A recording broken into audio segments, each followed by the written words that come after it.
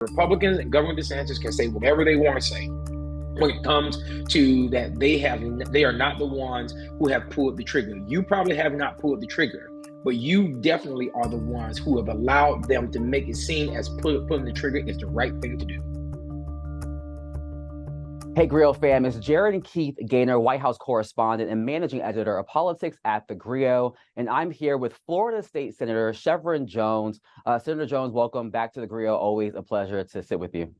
Thank you for having me, Jared.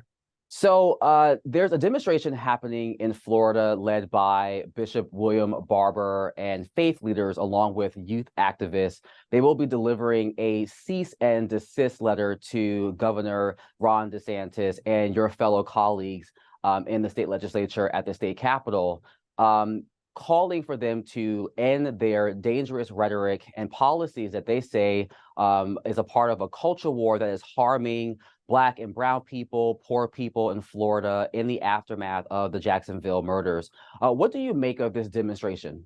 I think I think that it's just a continuation of what we know to be a call out from the Black community of the rhetoric from the governor and the Republicans, and the fact that we are, as we being Blacks and the organizations like NAACP and others, that we are staying on top of this. It just goes to show that Florida is too important. The people in Florida is way too important for this issue to be just left alone.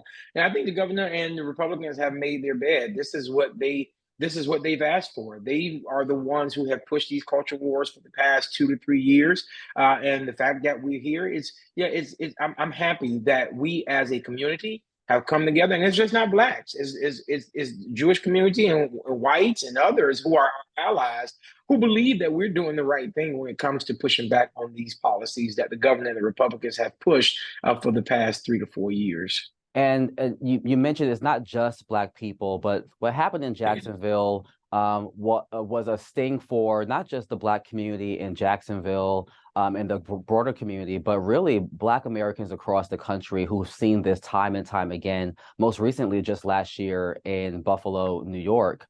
While Governor DeSantis obviously did not personally have anything to do with this murder of 3 Black African Americans in Jacksonville, do you believe that Governor DeSantis' rhetoric and more importantly his policies banning Black history and books by Black authors and what he calls this anti-woke agenda, is he to blame for what happened in Jacksonville? I think his rhetoric is to blame for what happened in Jacksonville. Clearly, we don't want to give the killer a pass and what happened, and what Governor DeSantis has done, and what the Republicans have done, not just in Florida but across the country. They have given that type of behavior a hall pass to it seem as though this type of behavior is okay. When you pick a fight with African Americans when it comes to history, when you pick a fight with African Americans when it comes to how we show up to protest dangerous policies, and when you do not check individuals who in their daily lives are using their platforms to spew this type of hate, and you don't denounce those type of things like the neo-Nazis and like Moms for Liberty and others, this is what you get. You get individuals like what happened in Jacksonville to senselessly kill individuals just based off of their skin color. And the Republicans and Governor DeSantis can say whatever they want to say when it comes to that they are not the ones who have pulled the trigger. You probably have not pulled the trigger, but you definitely are the ones who have allowed them to make it seem as pulling the trigger is the right thing to do. And one of the policy issues that demonstrators will lift up this week in Florida is really the issue of gun violence in Florida. Governor DeSantis, as you know, signed a concealed carry law in April. He said that he would support open carry. Are Florida's gun laws putting lives in jeopardy? Absolutely. Yeah, the gun laws in Florida are reckless. You would have thought after Pulse, you would have thought after Marjorie Stoneman Douglas, and all of the other murders that have happened, these the senseless mass killings that has happened across this country, you would have thought that in a bipartisan way that we would have stood together to make sure that this state is safe. But no, but because they are bought by the gun lobby and because they are so married to this idea that they need to protect themselves. And again, no one is asking for their guns, but everyone is asking for safety for their children and their community. And so because of these type of lackluster laws, this is what we have. This is what we're seeing right now. We are seeing a wild, wild west state to where Jacksonville happened. We're seeing a wild, wild west state to where individual can just open fire on South Beach and just kill individuals senselessly.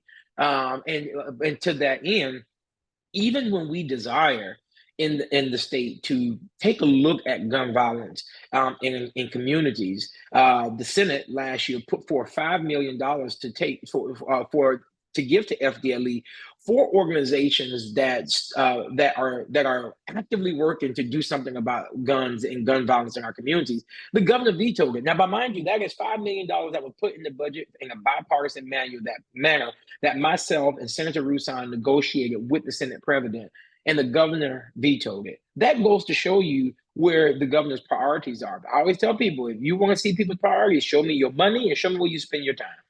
Speaking of money, when I spoke to Reverend Barber, he talked about the issue of the fact that 45% of Florida's population is considered low wealth. Poverty obviously is a huge issue in many communities across the country, but especially in Florida. Governor DeSantis has opposed a minimum wage increase, which ultimately was passed by ballot measure. He has been pretty pro-company and not pro-workers' rights. What do you make of the state of income inequality in Florida? Livable wages in Florida is not livable. You can't even survive individuals can't even survive off of what they're making here in Florida because it's just become too expensive to live here. Miami has become one of the most expensive places to live in the country. But the legislature has even tied the hands of counties and municipalities to be able to act on affordable housing, to be able to do anything when it comes to that, because they preempted all those type of things where individuals, where those counties and municipalities could have been able to help people. And while the cost of living is rising, people's wages are not rising. And it's just becoming more and more expensive to live here. And I just read an article not too long ago in one of the publications. That made it clear that the developers who are coming into the state of Florida, more particularly in Miami, they're not concerned about whether or not people are living in their cars. The mother who's living in her car with her children, that's not what they're concerned about. They're concerned in building more buildings, putting more skyscrapers in the air. And unfortunately, the Republicans have given into this in Florida. They too don't care that is not that Miami is not a livable place. And I keep saying it, that Florida is too expensive for Floridians. And I don't know what they want to do, but because the Republicans are attacking tourism, they're attacking everything. And what happens when everyone leaves? Where are we going to get this tax base from if we're running everybody away because it's too expensive? The Republicans have no plan. Let's put this on the table. There is no plan. There is no direction. There is no incentive that is even happening to how we're going to help Floridians. Insurance crisis here in Florida is beyond and out off the roof. No pun intended on that. There's nothing being done when it comes to our healthcare. Our education system is drowning right now in the state of Florida. Everything that we are seeing right now is based off of 25 years of Republican leadership. So when they talk about wokeism, when they talk about indoctrination, anything and everything that we're dealing with in Florida, the Republicans have been in charge for 25 years, and it's their reason why Florida is in the position that it's in right now. And considering that the 25 years of Republican leadership, income inequality, a lack of health care, gun violence, these culture wars that are happening, why is it that Florida remains to be what used to be a purple state is now arguably a red state Do you think that in the 2024 elections, given all that has happened, including in Jacksonville, that voters will wake up and choose different leadership? Yeah, I think we are headed there, but I also don't. I think the narrative that the Republicans in Florida have put out that Florida is this red state is just not true, because the non-party affiliation is probably the fastest growing party that we have in Florida right now. And so and while the Democrats we have work to do, I don't want to give us a pass, and I need to give a shout out to our party chair, Nikki Freed, and Philip Jerez, who is the executive director for Florida Democratic Party. They're working tirelessly for us to get our voter registration back up. But I also think we need to focus that Florida is definitely a purple state, and we know that by the amount of independence that we have in the state. And again, I must stress, we do have work to do because based off of the last election, a great deal of people stayed home. But even though those individuals stay home, we are now galvanizing not just to figure out what we need to be doing as Democrats to get people out of the house, but also giving individuals something to vote for, not something to vote against. Because I think people are seeing how bad things are, but people are like, okay, then if we vote for the alternative, what does that look like? That's the message that we need to be consistent with. That's the message that we need to be making sure that's getting into the households of people. People need to know for a fact that we are the party for them. We are the party that want to ensure that they have money in their pocket. We want to make sure that they understand that we are the party who wants to ensure that their children learn accurate history and that they learn that they know how to read, they know how to write, they know how to do math, the basic things, and not talking about this indoctrination and wokeism all for clickbait. Yeah, I think we need to get back on track. I think we're the party to do it. And I think that's the message that we are conveying right now. And I believe it's starting to resonate with people. And I think we're going to see a totally different type of election come the next few years in Florida. And lastly, going back to the tragedy in Jacksonville, after Governor DeSantis attended a vigil and was booed by members of the community there, there was as you know, a demonstration near Disney. White nationalist protesters, at least one of them reportedly had a flag in support of Governor DeSantis, who did not immediately denounce these white nationalist protesters, very similar to former President Donald Trump, who also told Proud Boys to stand by.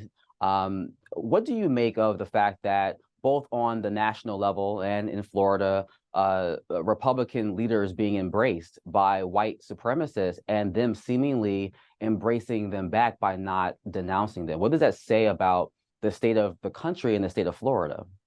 I had to pause because but Maya Angelou says it best: when people show you who they really are, believe them. I believe them.